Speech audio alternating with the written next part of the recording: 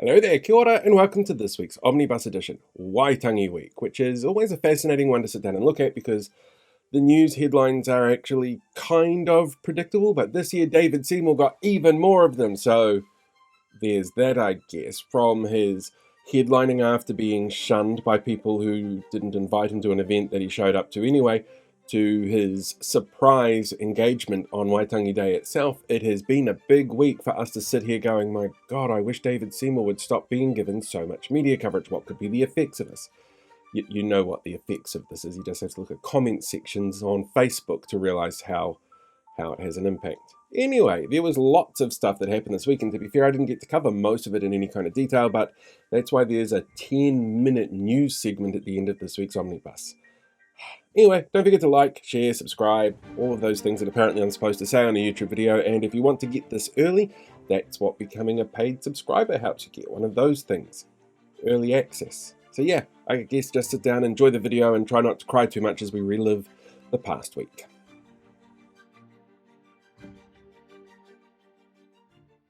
Hello there, kia ora.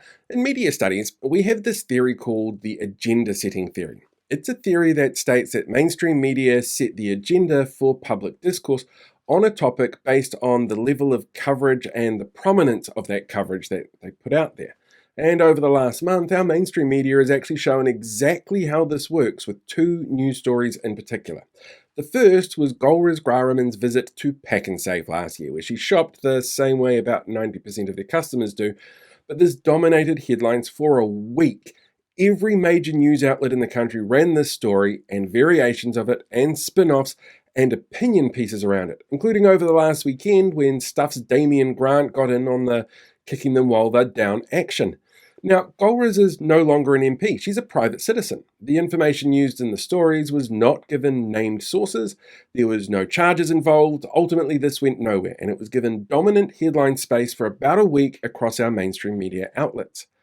On Friday evening, news broke that former ACT Party president Tim Jago was the high-profile political figure who wasn't an MP, who had been found guilty of historic sexual abuse instances, who had managed to secure name suppression for over 2 years.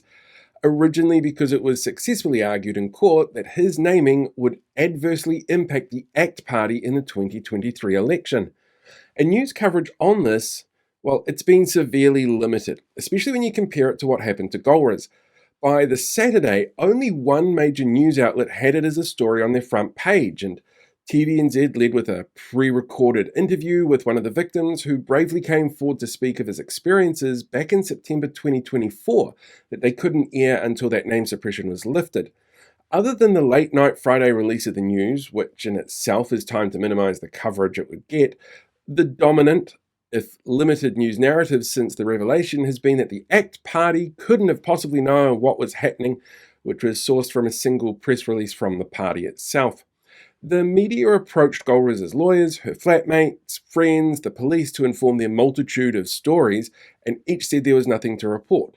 The media didn't seem to go and hound David Seymour or other ACT Party MPs or their party hierarchy over the weekend to get more context for their news stories on Jago, despite multiple comments appearing on social media over the weekend from people involved in past campaigns with ACT who claimed Jago's actions were well known within the organisation, or that the initial complaint was actually registered in the late 1990s with the police, well before criminal proceedings, or even, that general history of creepiness that seems to abound with the party. Now, whether it's conscious or unconscious, media here in Aotearoa has always had a bias against the MPs who come from diverse backgrounds, and issues that impact people from diverse backgrounds often get the same treatment.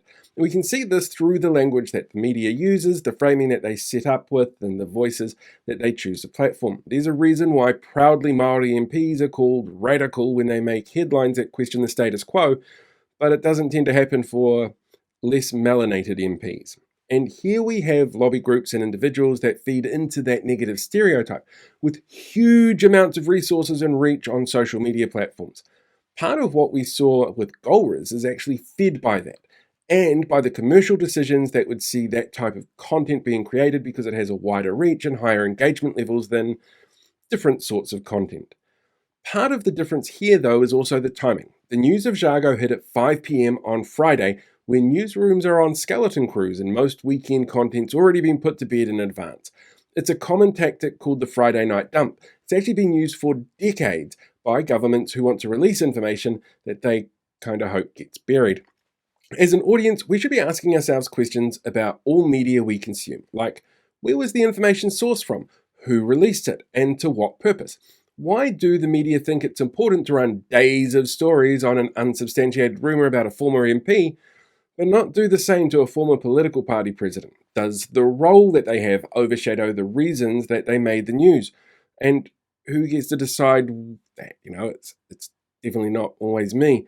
Whether it's Wellingtonians' views on cycle lanes, how a young mum did what she could to look after her kids before she became an MP, the dangers of climate change, the need to invade Iraq for weapons of mass destruction, or if you should be more angry at a former MP for something she didn't do, or a former party president for something he did, the media is still a powerful tool for shaping the agenda of public discourse, and we all need to be really, very aware of that. Hello there, kia ora. It's really common for people to mix up media bias and media not reporting the truth. And there's a few reasons for that, like the fact that we're actually not really all that well trained to spot the difference, or our own biases leading us to see media bias a certain way, or the worldview and lived experiences of the writers, and sometimes deliberate misdirection from media outlets and those behind it. Yesterday, we saw a great example of this in action over a news story involving this woman, Janet Dixon. Last year, Dixon applied for a judicial review on the decision of the Real Estate Agents Authority to deny her an exemption to a legally mandated course so that she could retain her license as a real estate agent after initially refusing to do the course.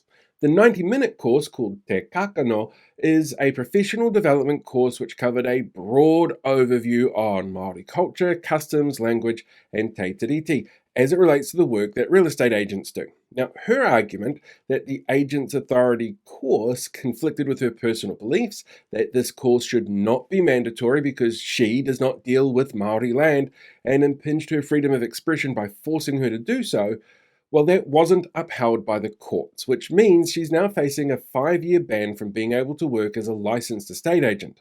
This whole thing is like blood in the water to Hobson's Pledge, who jumped on the bandwagon and made her their latest pin-up in their fight against quote-unquote woke madness.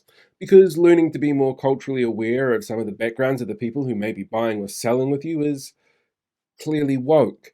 In response to the woke madness on display, Associate Minister for Gun Violence Nicole McKee wrote to the Agents Authority to point out her displeasure at the court's rulings. After her little bitch session about Wellington Water looking for staff who understand the role of te tiriti earlier this week, it's clear that for McKee, upholding the treaty means complaining about it every time it gets mentioned and trying to make our founding document just another part of ACT's little culture war. Anyway, 2 of our mainstream media outlets ran stories on this, the Dixon thing, not the water thing, and they both covered the facts within the stories. But 85% of readers form an opinion based on the headline alone. It's something we call the science post effect.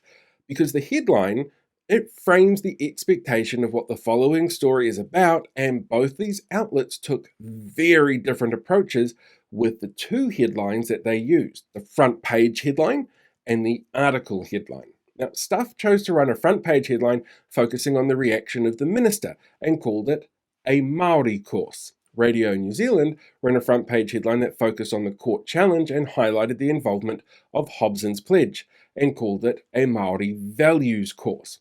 Stuff's in-article headline again calls it a Māori course, while RNZ calls it a Māori values course.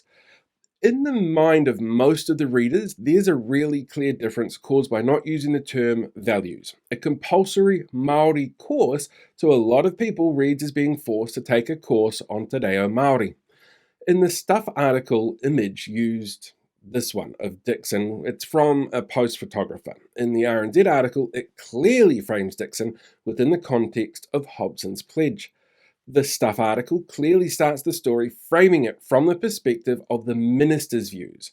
The RNZ story focuses it on the outcomes of Dixon's own actions. The Stuff story was written by a writer who covers courts and crimes.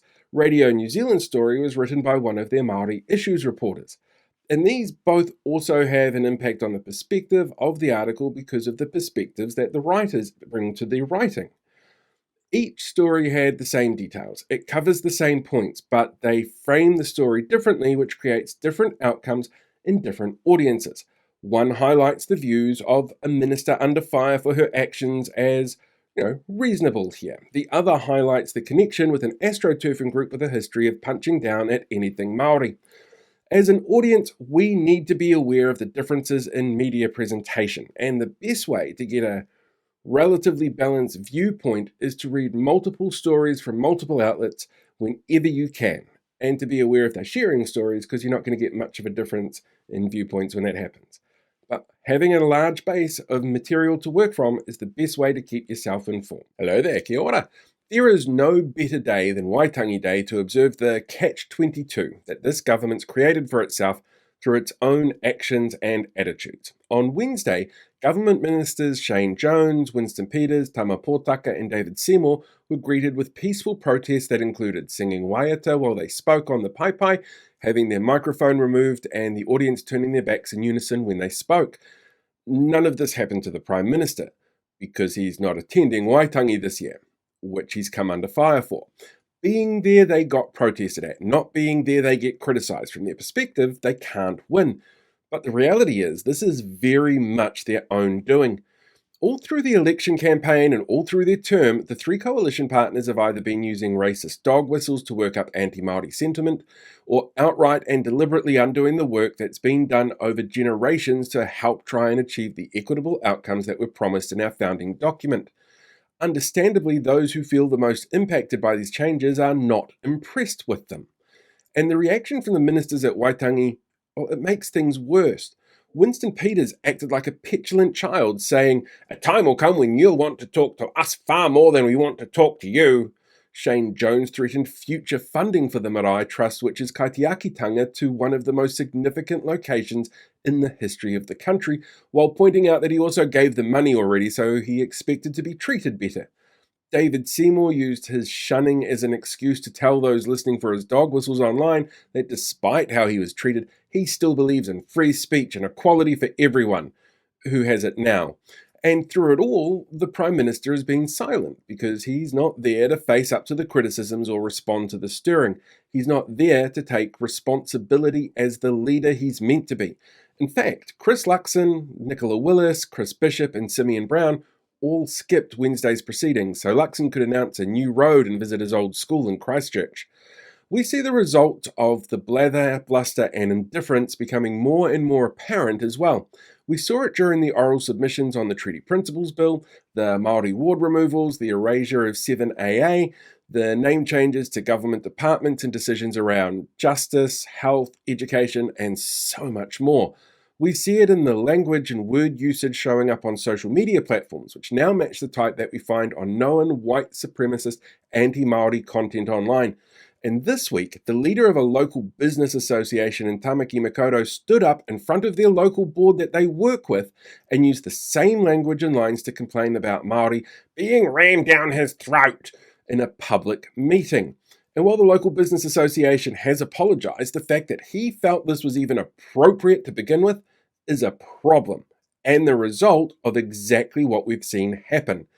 All of these actions create division and backs up the feelings Māori have that this government is out to get them, to undermine their reo, culture and identity, which means when politicians behind it show up to an event at Waitangi Day, they know that they're going to hear about it and then can use it to keep pushing their rhetoric as sound bites and social media updates, which keeps driving that division, which their most hardcore voters seem to really relish in.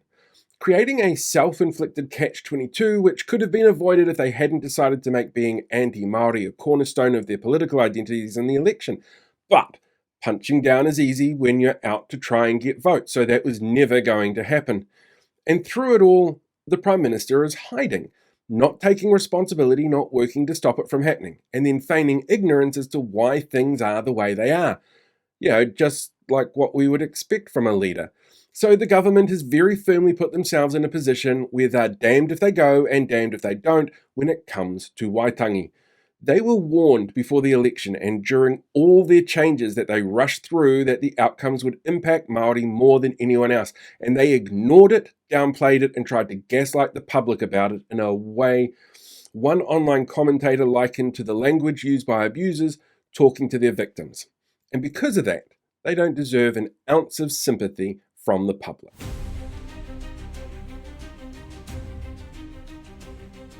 Hello there, kia ora, and welcome to this week's The News. Last Friday, name suppression was lifted after convicted sexual offender Tim Jago, seen here talking about how victim culture is a problem, stopped ongoing attempts to retain it after his conviction.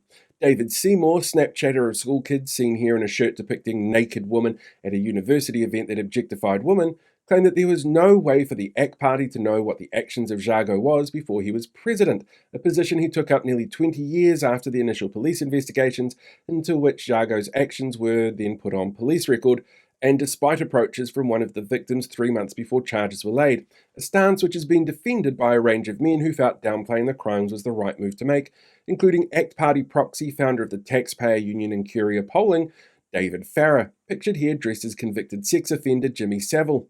Jago is now the second ACT Party president to have been investigated by police after Gary Mallett was referred to police for campaign finance issues. ACT Party MP Nicole McKee, seen here Googling the best places to hide your illegal firearms, has made calls for Wellington City Council to drop reference to the Treaty of Waitangi in job listings for senior management of Wellington Water. She claims the acknowledgement of Te Tiriti is surplus to the job that should be focusing on fixing water pipes. And while the settlements of Ngāti Toa and Taranaki Whānui both have strong connections to how Wellington Water does its job, the fact that Wellington Water is a CCO owned by multiple councils and a separate entity from each of them, and therefore not under the purview of Wellington City Council, is completely beside the point when the aim is clearly to make the treaty part of their culture war. On Saturday, Health Minister Simeon Brown released footage of himself undergoing a routine blood pressure check as part of his new role as the Minister of Health. No word yet on if the results conclusively proved he was completely heartless or simply just not a good person. US Senator Ted Cruz has been corrected by Foreign Affairs Minister Winston Peters over a misleading claim about Israeli immigration requirements based on a fake news report. Said Peters, "I'm shocked at this careless claim from Cruz. I thought he'd like us better after we started calling for Mexicans to be deported." The Minister of Social Development, seen here with a sorted state house beneficiary, this week announced 2 new non-financial sanctions against beneficiaries that they claim are not meeting their requirements when asking for help from our social welfare safety net. The latest employment data shows the number of jobs available in Aotearoa dropped by 35,000 over the last year as the country entered the worst recession since the early 90s, with an increase of unemployed people up to 144,500. And clearly punishing people for there being not enough jobs for everyone is the way to fix this issue. According to quarterly data on wastewater testing results, police are saying that the winner in the war on drugs is cocaine. The most recent round of wastewater tests showed that cocaine was overtaking MDMA as the drug of choice for New Zealanders, especially in Auckland, the Bay of Plenty, and the southern regions.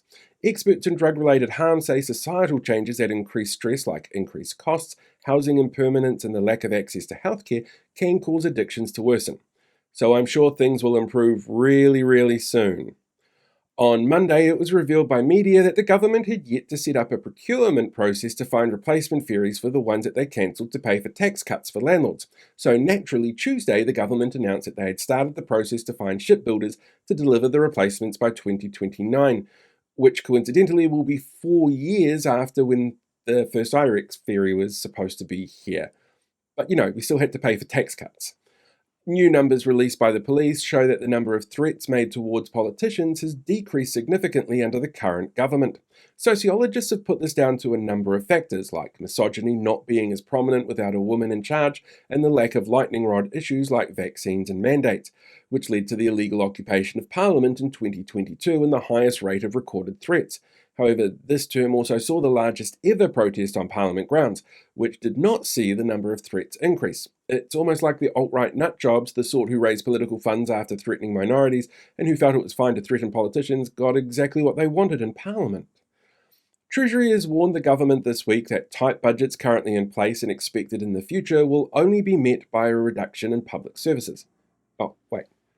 Is this from last year? It's from Tuesday. Okay, let's try that again. Treasury has warned shit's about to get even worse than it is now, but the public shouldn't worry. Those who have fled the country by then will have had their tax cuts for a year and surely have dragged themselves out of poverty by budget day. A new Talbot Mills poll released on Tuesday continued the trend of other polls released so far this year, with the Labour Party having a lead on the National Party, a left-leaning bloc being able to return to power if an election was held today, New Zealand first within the margin of error for crossing the MMP threshold, and Chris Hipkins regaining the preferred Prime Minister spot, said the NZ Herald. ACT Party MP Nicole McKee, seen here showing Santa what she wants in every child's stocking next Christmas, has written to the Real Estate Authority Board in her capacity as Associate Minister for Justice to lodge her disapproval of a court finding against real estate agent and Hobson's Pledge poster girl Janet Dixon, whose request for a judicial review into losing her licence because she refused to undertake a compulsory training course on the role of te tiriti or Waitangi as part of her legal obligations to retain her licence was thrown out of court this week. In her letter, McKee said it was important for her that the board prove that their services materially improve outcomes for all New Zealanders. Well, all New Zealanders who support ACT. The course that Dixon refused to do was a broad 90-minute overview of Māori culture, language, and te tiriti, and she claimed in court this was because she felt the course was a breach of her rights of free speech, which the court dismissed, saying at no point does learning to be more culturally aware constitute having your free speech stopped. Well, except within the ranks of Hobson's Pledge. The latest employment data released by Stats NZ on Wednesday showed unemployment has continued to grow, with the official rate now at 5.1%, the steepest increase in unemployment since 2009, a year into the premiership of John Key, but I'm sure that's just a total coincidence. Men were the hardest hit in this decline as manufacturing, trade, and labouring jobs were the hardest hit industries. This quarter also contributed to seeing a slowing in wage growth and an increase of 8,000 young people out of work or education. There are currently 20,000 jobs on the job site Seek, with an unemployed population of almost 150,000. So the Prime Minister's advice was to polish up your CV and go door knocking or you'll face harsher benefit sanctions, because that's how you get the country back on track. Mana Whenua at Waitangi on Wednesday undertook a peaceful protest when ACT leader and the man responsible for feeding kids food worse than what convicted sex offender Tim Jago gets in prison started to speak on the pai by turning their backs to him and singing the Waiata Proud to be Māori. Twice during his speech, a matua crossed the pai and removed his microphone because Seymour's own iwi had asked he stay away, and he disrespected that request from them by showing up and using the same speaking points abusers use on their victims. Don't worry if you missed it though. Mainstream media has already provided David Seymour multiple front-page opportunities to complain and whistle to his followers and offer his perspective, while only one story seems to have appeared about Chris Hipkins even being at the event. During Waitangi commemorations this week, Te Pāti Māori have called for the creation of a treaty commissioner with the power to veto bills that are directly in violation of the treaty. Responding to this on the platform, David Seymour said he would leave the country if a left-leaning coalition put this in place. Labour leader Chris Hipkins has ruled out the possibility of Labour agreeing to this in coalition talks, said 92% of voters and children who have been forced to eat these all week. Please reconsider. Hipkins says he prefers instead to hope that the threat that Seymour keeps his word from an interview in Women's Weekly that he would give up politics for love as he announced his engagement on Waitangi Day in a totally not an attempt to overshadow the national holiday, the reception to his Waitangi speech, or his former party president's recent naming in a sexual assault case. Speaking of food worse than what Tim Jago is getting in prison this week, issues continue around the supply of school lunches, with schools still reporting unappetizing food and late deliveries. One teacher even reported finding a human hair in their meal. Said Compass Group, the contractor for the new program, "We understand these issues have been frustrating, but they're just kids who aren't meant to have phones, so can't take photos. So who'll even notice?" In Porneki, local media outlet Bitter Wellington, a local right-wing blog site that demands Wellingtonians take back the city from the, quote, woke lefty council, was called out for spreading disinformation about bike lanes after posting an image from a bus of a cyclist not using what they claim is a readily available lane. Images of the site at another angle clearly show the lane starts after the bus stop the photo was taken from. The writer of the content is expected to take up a position at the Post's anti-cycle lane department by the end of the month. On Friday morning, Health NZ CEO Margie Upper, seen here with a dangerous-looking growth that has doctors concerned, resigned from her position. In a statement released by the Health Minister Simeon Brown, where he takes a dig at the previous government, he notes Upper was due to finish her term in June and has chosen to get the fuck out of Dodge. make space for a new leader to continue the reset of Health NZ. For those that are unsure what is meant by a reset, here it's a technical term for burning it all to the ground, sowing that ground with salt, then pouring acid over the ground, contaminating it with nuclear waste, and making sure that the staff all have Milo. And finally, Prime Minister Christopher Luxon, seen here practicing the Kubrick stare, has lashed out at banks for choosing to evolve their business practices away from supporting fossil fuel industries over the next few years. In a heated conversation with some rich white guy at News Talk, Luxon called it utterly unacceptable that some banks were withdrawing their services. 4 times he used the word unacceptable, in fact, claiming CEOs needed to listen to him because he's incredibly frustrated right now and losing his patience. When asked his thoughts on defending the rights of Māori or women, he responded with, "Look, what I'm saying to you is, banks need to listen to us now." And that is this week's The News. Hey, again, thank you very much for checking out this week's Omnibus edition. I realise it wasn't as funny as some have been in the past. I probably need to do a comedy tour or something like that just to hone the skills. Maybe I could ask Guy Williams for some advice on that. Anyway, thanks again for checking it out. Don't forget that like, share, subscribe button. Leave a comment down below with what your most horrifying memory of was from this week. Anyway, until next time, ka kite anō, be one with the Force, live long, prosper, and all the rest of it. Catch you later.